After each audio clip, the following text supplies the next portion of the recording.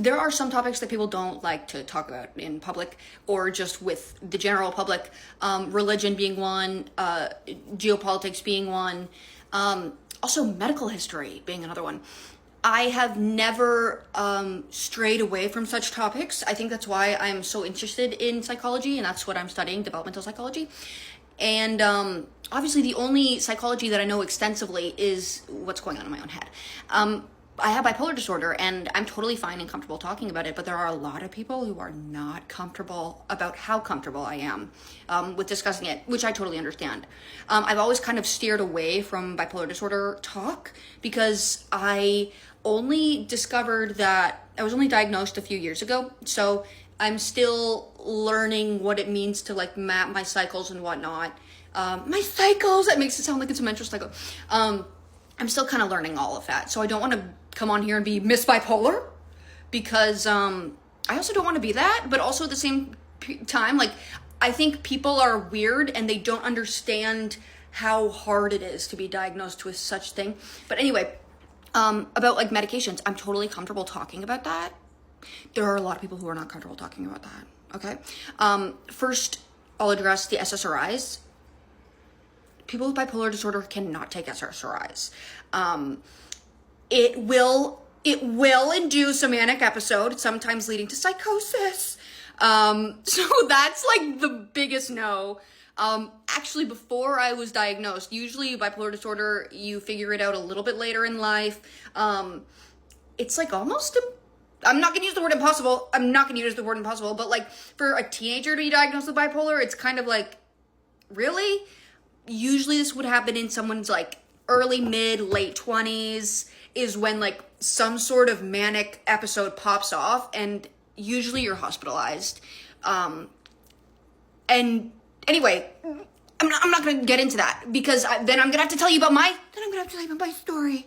We all know what happened. I got married to a guy that I just met like a few days prior, okay? And then it does wear off, and then you're embarrassed, and you have to sit with your actions. Anyway, so it took me a very long time to get on meds, but since I grew up always kind of dealing with like depression, they kept putting me on SSRIs. So I was like hallucinating.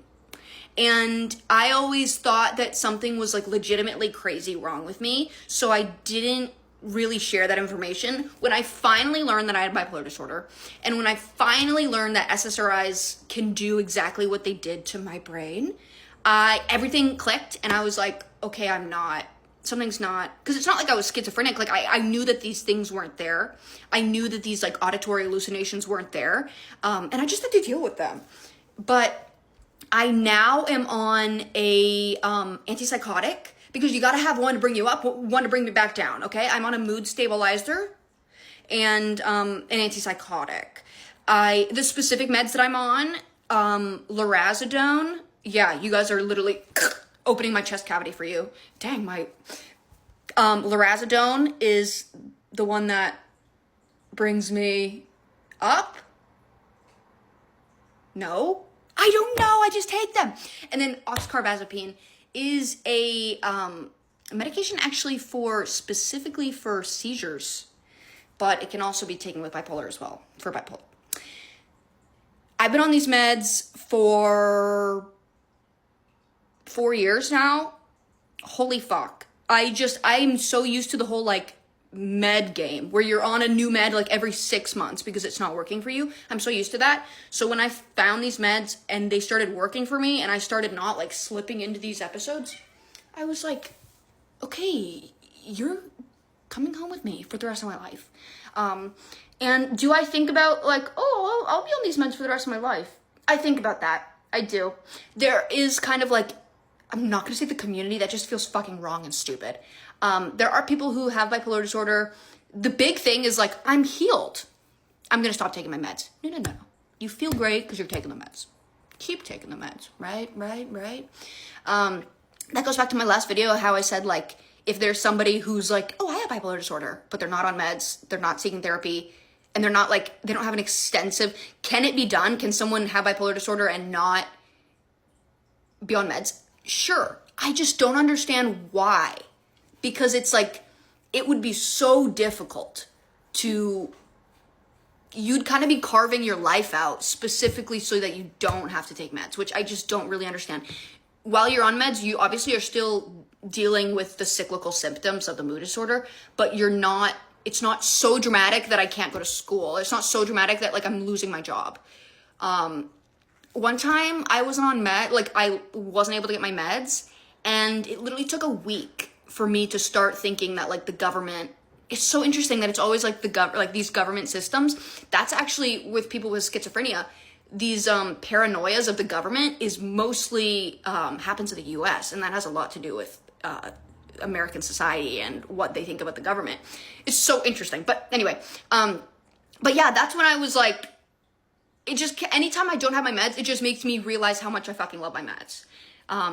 But yeah, there was just that one time where I couldn't get my meds, and I seriously like, it's really sad. Now, I think it's sad now, but like I would like board my windows up with, wow, I can't even believe I used to do this. I would board all of my like windows and doors with blankets because I was terrified. The paranoia with bipolar disorder is otherworldly. And so yeah, I like literally didn't leave my house for too long of a time that I'm not going to tell you. But yeah, bipolar disorder sucks, but it's okay. I'm living with it. I don't want to be a statistic though. I see how many people with bipolar disorder take their own lives, and that is something that haunts me.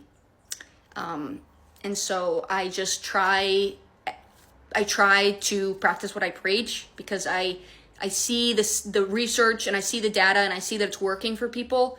And so I'm like, okay, fine, I'll trust the data, I'll trust the research. So I think that's also why I come on here and talk about just like therapy, or I talk about psych, because I think there's such good information out there that somebody could be using, and they would be using, and they would be respecting if they only had access to it. So